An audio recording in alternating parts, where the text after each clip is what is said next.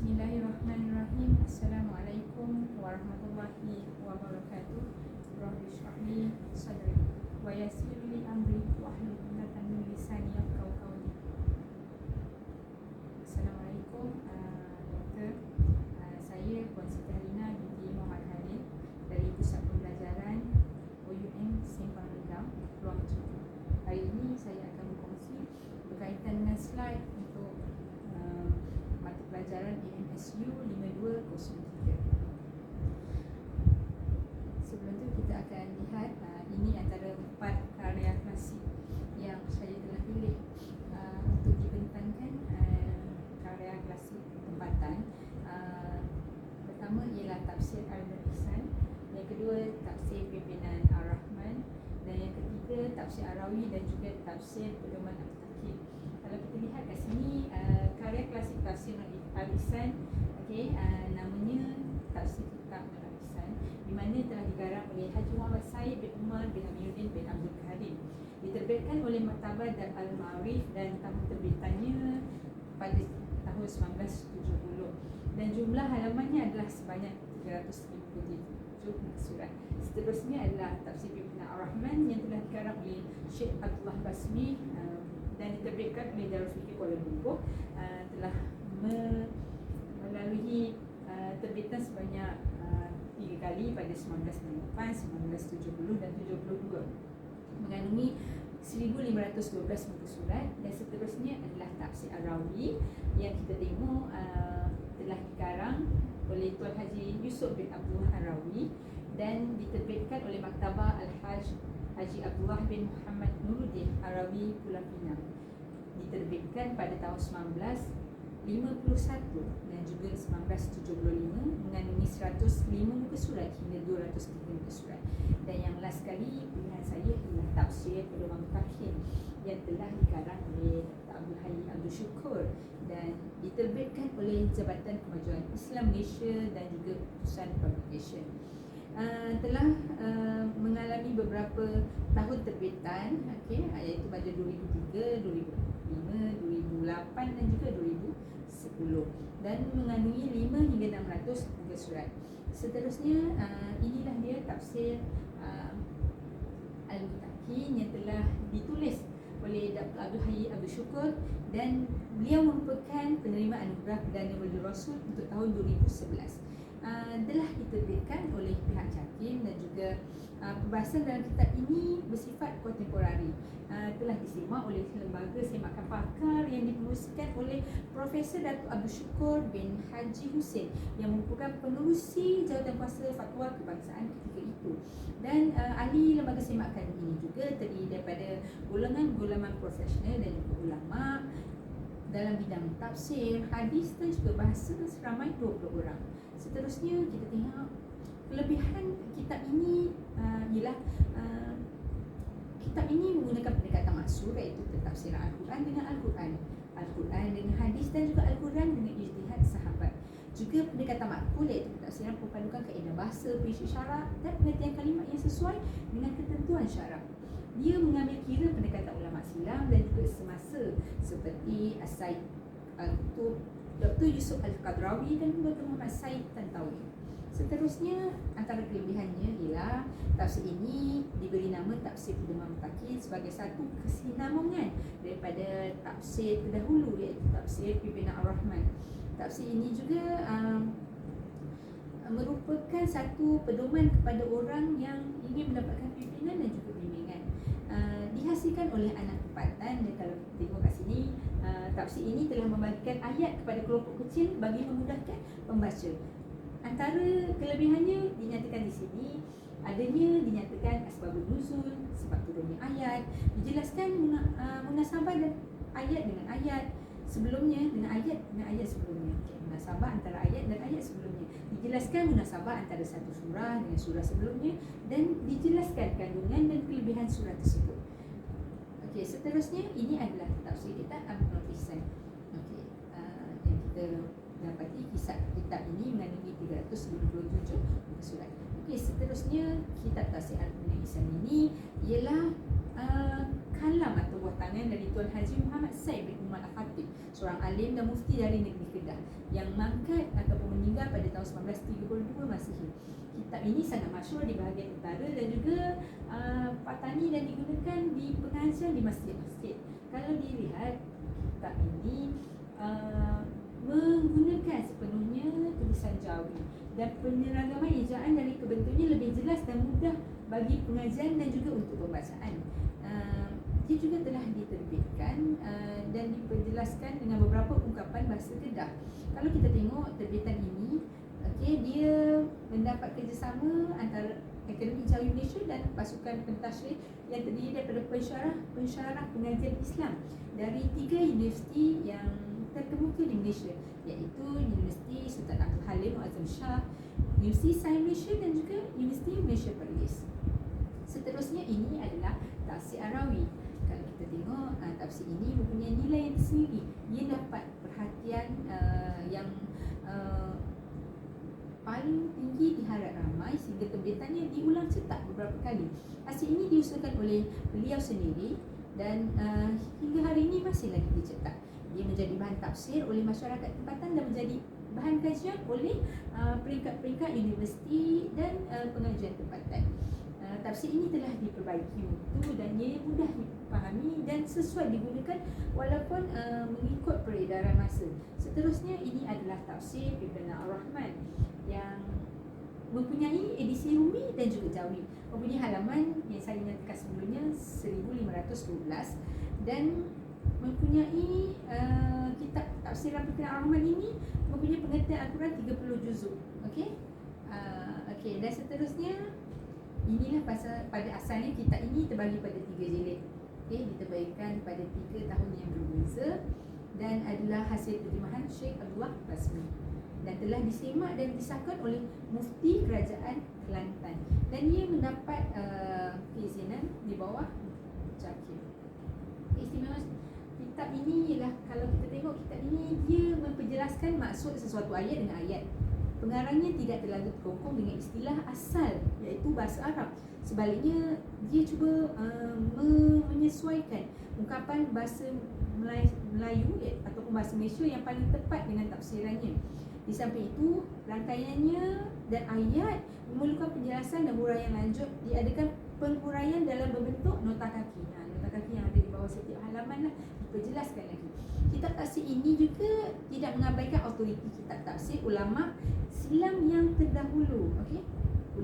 Ulama silam yang disepakati sebagai kitab yang mutabar.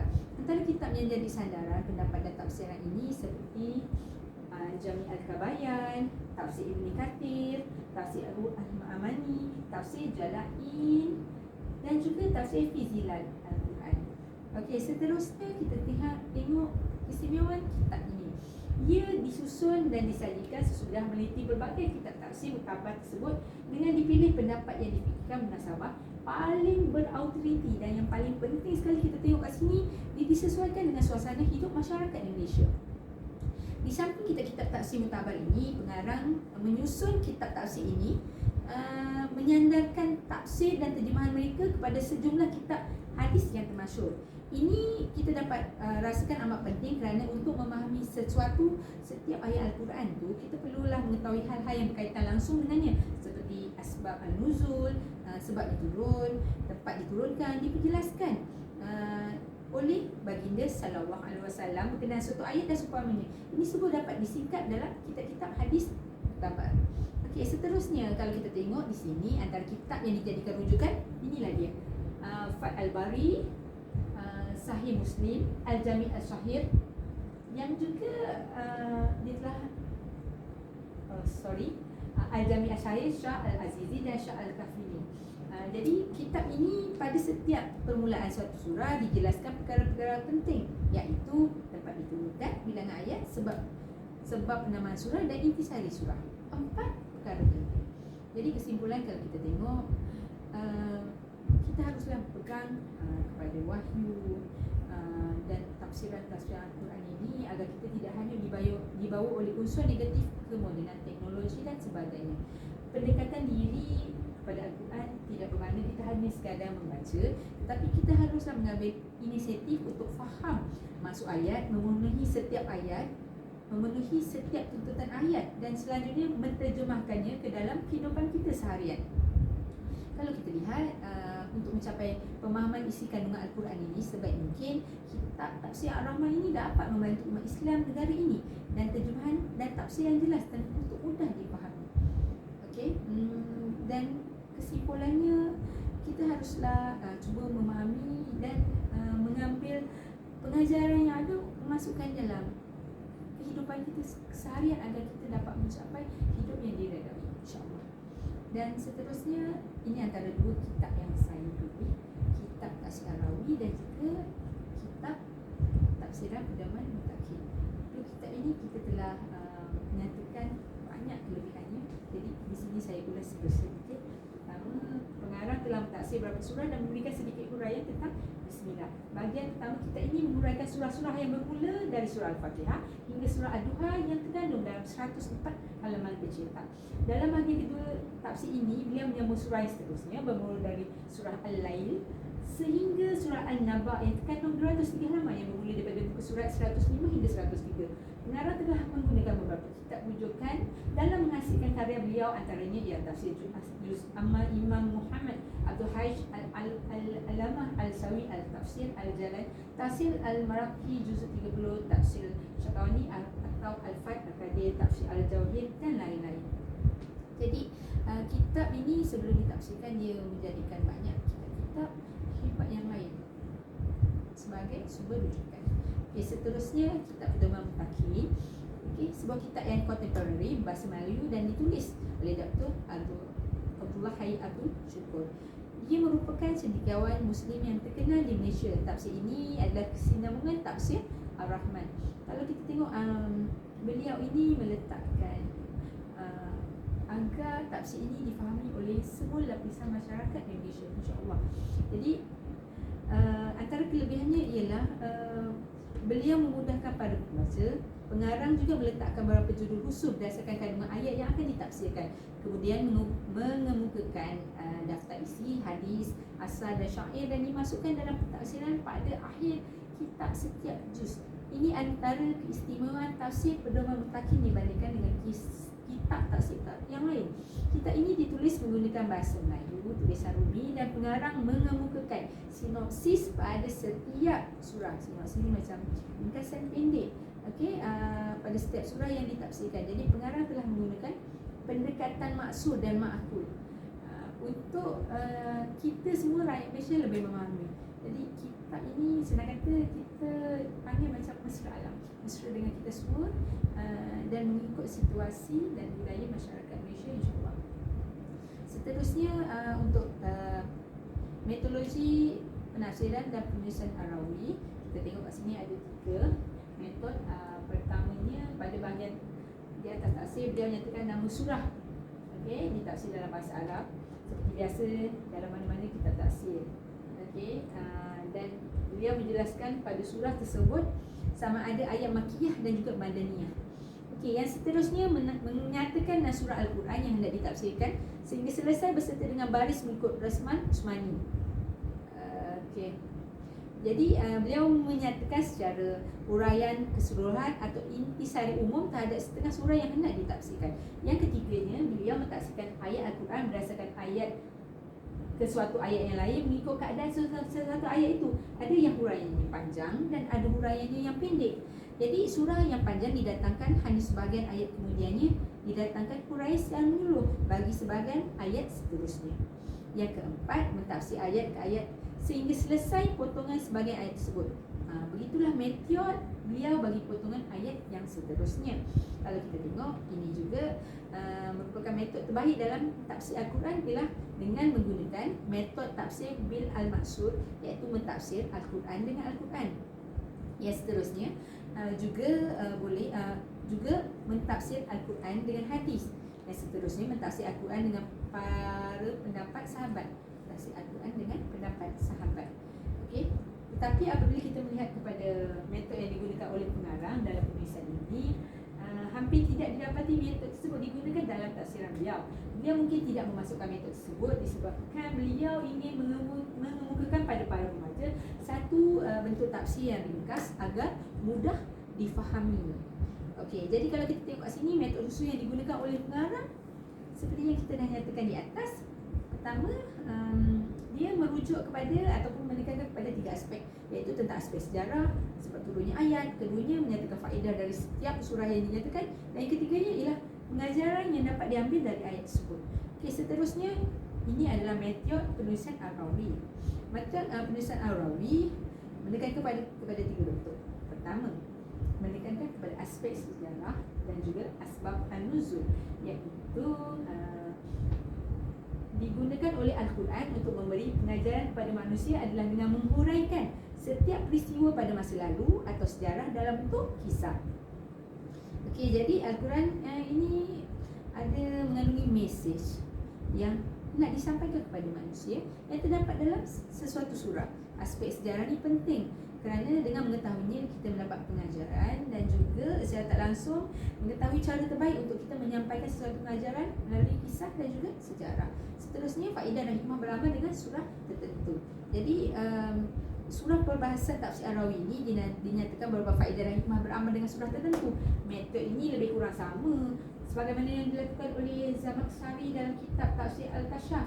Kebanyakan hadis tentang kelebihan surah-surah tertentu adalah merupakan hadis-hadis maudhu yang direka yang tidak diketahui sanadnya. Seterusnya, menjelaskan tentang pengajaran yang terdapat dalam ayat. Haji Yusuf ataupun pengarang ini menegaskan dalam tafsirnya bahawa kebanyakan ayat ditujukan kepada Rasulullah SAW, namun ia perlu diambil pengajaran oleh semua umat Islam. Seterusnya, metodologi pentafsiran dan penulisan tafsir pedoman mutakin. Pertama, mengemukakan munasabah, iaitu ilmu yang dibicarakan tentang hubungan antara ayat dengan ayat atau antara surah dengan surah Al-Quran. Pengarang tafsir mutakin ini sebelum ini mentafsirkan ayat terlebih dahulu, kemudian mengemukakan munasabah atau hubung kait antara surah dengan surah atau ayat dengan ayat yang ditafsirkan dengan ayat sebelumnya. Kalau kita tengok di sini, kita dapat melihat salah satu surah yang ditafsirkan beliau dalam surah Al-Baqarah, yang kita tengok dalam surah Al-Fatihah turut ada satu doa untuk kita mendapatkan hidayah, di mana doa itu kita baca setiap 17 kali sehari, setiap 5 waktu dalam solat. Auzubillahi minasyaitonirrajim. Bismillahirrahmanirrahim. Ihdinas siratal mustaqim. Maksudnya, tunjukilah jalan yang lurus. Seterusnya, mentafsirkan Al-Quran dengan Al-Quran. Di sini pengarang turut membawa satu firman Allah, Auzubillahi minasyaitonirrajim. Bismillahirrahmanirrahim. Zalikal kitabul la raiba fihi hudal lil muttaqin. Iaitu kitab Al-Quran tiada sebarang keraguan padanya, ia memberi hidayah kepada para muttaqin. Jadi jelaslah di sini beliau mengungkapkan bahawa hidayah secara umumnya merujuk kepada dua pengertian, iaitu takwiniyah kejadian dan tasyriyah perundangan. Hidayah takwiniyah ialah bimbingan Allah sebagai pemilik alam warna dan segala yang ada di alam ini. Seterusnya, untuk tajuk ini kita merujuk pada kekuatan dan kelemahan. Tafsir Ar-Rawi ini kekuatannya dia teratur dan juga kemas, di mana ayat ini diturunkan sama ada ayat Makkiyah dan juga Madaniyah pada setiap surah dalam kitab tafsir. Pengarang juga menyatakan huraian secara menyeluruh dan intisari umum terhadap sesetengah surah yang hendak ditafsirkan. Dan jadi secara tak langsung pembaca akan lebih memahami sesuatu ayat ataupun surah. Seterusnya, kekuatan yang dapat dilihat daripada tafsir ini, pengarang menekankan di dalam tafsirnya berkenaan dengan asbab an-nuzul, iaitu sesuatu ayat atau surah tersebut, dan juga faedah melalui setiap surah yang ditafsirkan. Ada pengajaran yang kita dapat ambil dari setiap ayat dan juga surah. Seterusnya, ini antara kelemahannya, terdapat 3 yang dinyatakan di sini, iaitu tafsir ini dia tidak secara menyeluruh, di mana wujud surah-surah tertentu yang sumbernya dan rujukan faedah beramal tersebut tidak dinyatakan melalui hadis adalah tidak secara menyeluruh dan jelas. Yang kedua, tafsirannya pun macam samar ataupun macam tidak jelas kerana antara kelemahan yang mungkin perlu diperbaiki berkenaan dengan metod pelaksanaan tafsir ini ialah dilihat lebih condong ke arah tafsir bil al-ra'i. Meskipun pengarang banyak menggunakan ayat dan hadis, tapi tidak secara langsung dalam bertafsir ayat-ayat tersebut. Dan yang terakhir sekali, penggunaan hadis ada kesamaran, iaitu hadis-hadis dalam tafsir takin ditulis dengan berbagai bentuk. Kalau kita tengok sebahagian hadis dinyatakan mengemukakan sanad dan tahrifnya secara ringkas berkenaan dengan nama pengarang, bab, nombor hadis, nama begitu. Terdapat juga hadis yang tidak dinyatakan sanad dan muharrijnya. Selain itu, hadis-hadis ini juga dinyatakan oleh Abdul Hayy Abu Cukur tidak semua berstatus sahih, kerana masih ada hadis yang daif, bahkan maudhu. Kesimpulannya yang dapat saya nyatakan berdasarkan pembahasan yang saya kemukakan, ketokohan dua tokoh ini iaitu Haji Yusuf Rawal dan Dr. Abdul Hayy Abdul Syukur dalam lapang ilmu dan bertindak sebagai seorang ulama yang berkaliber, khususnya dalam bidang tafsir Al-Quran. Karya tafsir Pedoman Mutakin dan karya tafsir Arawi menjadi bukti ketokohan dan kewibawaan mereka berdua. Kita sangat bersyukur bahawa dua orang tokoh ini berada di Malaysia, di mana ilmu itu telah diturunkan dalam bentuk kitab-kitab dan juga tafsiran yang sampai hari ini dapat kita pegang dan kita praktiskan dalam kehidupan harian. Oleh itu, terdapat beberapa kitab tafsir dan telah diterjemahkan dalam bahasa Melayu oleh ulama-ulama dari Malaysia sendiri. Mereka telah menjalankan satu tugas yang mulia dan amat berguna kepada bangsa Melayu, khususnya kepada agama Islam sendiri. Sekian saja perkongsian saya pada hari ini. Diharap apa yang saya kongsi dapat memberi manfaat kepada diri saya sendiri, insya-Allah, dan juga kepada semua yang menonton. Sekian saja. Wabillahi taufiq wal hidayah. Wassalamualaikum warahmatullahi wabarakatuh. Sekian, terima kasih.